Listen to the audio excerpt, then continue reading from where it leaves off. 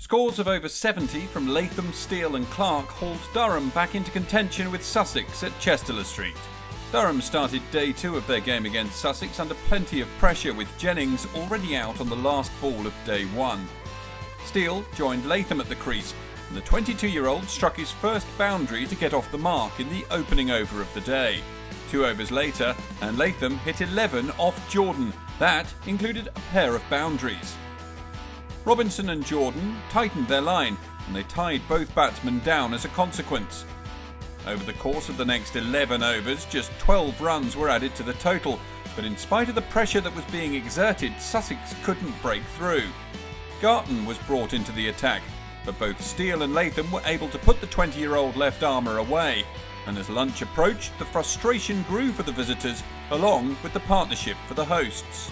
Latham, fresh off the back of a century against Kent in the previous round, moved to 50 just before lunch, and at the interval, the pair had taken their partnership to 112, Latham on 60, Steele just 7 away from a 7th first-class half-century.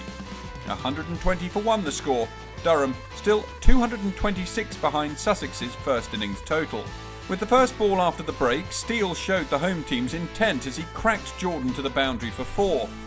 And in the England seamer's next over, Steele moved to 50. Runs continued to come freely for the pair, and by the end of over 41 they brought up the 150 partnership. Steele looked set to overhaul his partner Latham, but when he was 1 run behind the opener he fell, caught by Garton off Robinson for 73. Robinson then held a good line in his next over before dismissing Latham with the opening ball of his following one.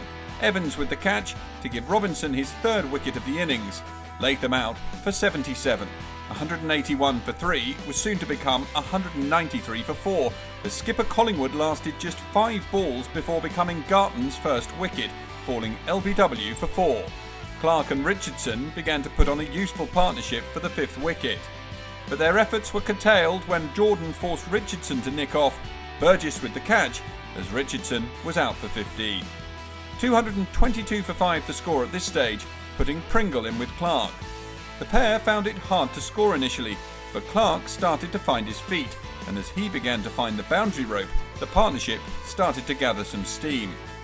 They made it to tea on 2-4-8, and after the break, Clark continued to press on towards his 50.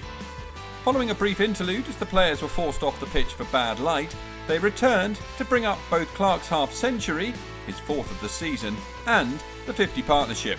Robinson returned to the attack, and in the 2nd over of his spell, he made the breakthrough once more, Pringle the man out, falling LBW for 19.